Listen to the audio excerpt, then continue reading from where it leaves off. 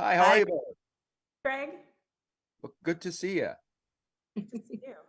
And I'll start out with you, Sarah. It's kind of weird. I even told James this. I haven't been in junior high forever, but it's still that same feeling, even back then to now, of knowing that you're getting ready to go into this whole new experience. And yeah, that's something that really just made this movie charming. Talk a little bit about that, about just, the angst of getting into junior high. Oh my gosh. First of all, I have to say I love this wood paneling. Oh, It's great. incredible. I love this whole scene. Um, yeah, I mean, it's been a while for me too, but um, I think it was before. I feel right now like a lot of kids have these language, like the word anxiety is not a word that I used. I Yeah. felt it, but I didn't know what it was. And so I had a journal, and there were these kids that bullied me, and I remember writing in my journal like, what am I going to do, what am I going to do when I walk by them and at lunch and they start yelling names, what am I going to do? It was a lot of that without knowing what it was, and or really being able to talk to anybody, because I felt like I should be able to handle this on my own. So and the film is really about this first independent experience that these girls have. They have this independent decision to go off and do that and have this adventure and solve this mystery after they make this discovery of this dead body, which is a very like Stand By Me sort of story, but it's with little girls. And it was so cool to watch all of these young actresses really shine in it, and we are there as their moms, but it's kind of cool how you get to see like who they are as characters as a result of who their parents are and what their home life is like. And there's a lot of funny moments in it too, but I think overall it's really about making those connections and how important those connections are. And we don't get to have that as much today, but back in our day, it was just like, hey mom, I'm gonna go play. And you'd go out in the street and you'd be out in the street until, sundown. And that was how it was. And so getting to see that was so much fun. Yeah, because back when we were growing up, we didn't have these. Nope. We had baseball mitts or tennis rackets or something like that. Yeah. And the same, like with you, you're playing the mom in this, and it's just the way you talk to your daughter about, to an extent, I know where you're going because I've been there before. I mean, I think that my character is Laura.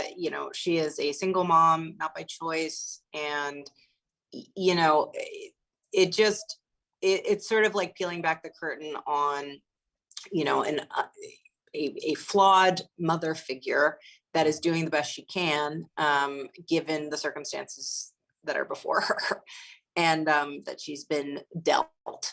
And there is a sweetness in their connection, but there's definitely a distance. And it was really interesting to work with Leah, the actress who plays Daisy, where we sort of allotted and sort of we kind of leaned into that like distance, even between us as actors, to allow for that moment of like profound connection at the end to really land.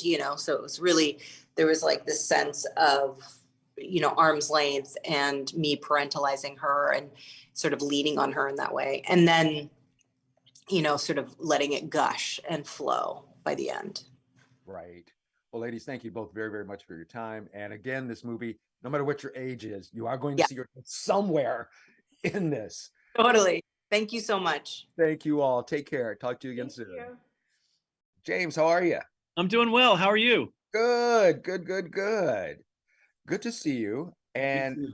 it's so funny. I mean, obviously, this is a movie, modern time today, but it was just so weird. Just the angst they were going through, going into junior high, even Yeah. though it seems like it was 1,000 years ago, and I'm a guy, I still remember that stuff.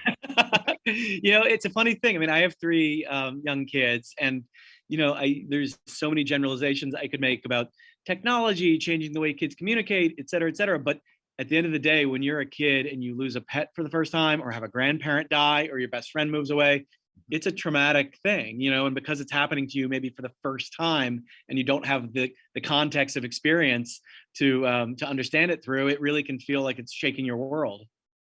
That's for sure. And I mean, and then also for these girls, obviously we're not going to give anything away, but not only do they have, their regular situations to get them upset and wondering what to do, they also then wind up having this great big thing of just trying Yeah. to figure out how to deal with.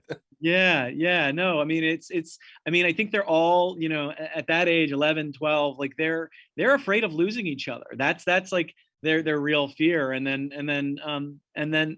change can feel like a tiny death. Losing your best friends, especially when you're younger, can feel like a death of sorts, that can be unthinkable. And that's something that they're trying to process. It's a story that really takes place in summer, but it's the end of summer. It's the end of childhood.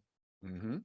And the thing is, even looking at the girls, young ladies, I should say, they probably hadn't worked together before, but I mean, they just truly came across as best friends. Oh, that's so great to hear. Yeah, I mean, the hope was that we could find amazing young actors with brilliant minds and imaginations, sense of humor, who like we believed, as we were making it, would become interesting adults one day, but that who would really just have a synchronicity with each other and a musicality in the way that they spend time together. And they really did become great friends through the process of making the film, and had their own sort of their shorthand, their own secrets independent of me, that I felt was amazing. And I was so excited and just wanted to capture it. Right. Because it is funny. Yeah, you even think back as well, when we were that age, we could say certain things that your parents wouldn't know, and you thought you were so cool. Yeah.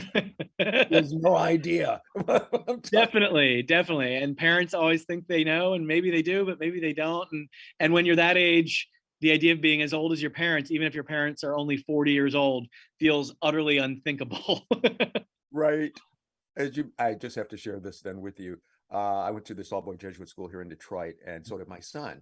And one day he came home and he was just kind of acting a little strange. I mean, you could just tell different. As soon as he went to his room, I went to the garbage can in the kitchen and found the letter from a teacher, just about the grades.